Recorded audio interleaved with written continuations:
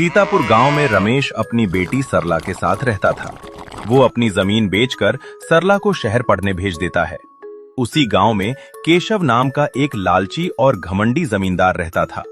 वो किसानों को जमीन देकर कठिन शर्तों में फंसाकर उनकी फसल हड़प लेता था।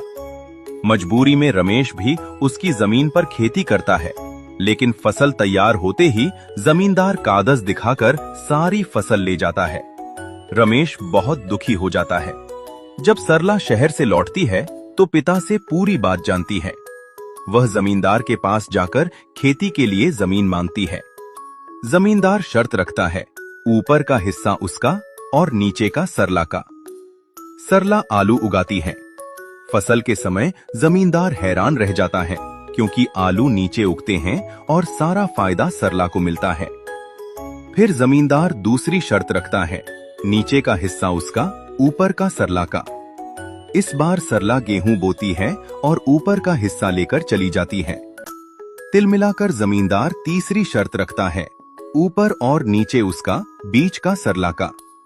सरला गन्ना उगाती है और बीच का हिस्सा लेकर फिर जीत जाती है।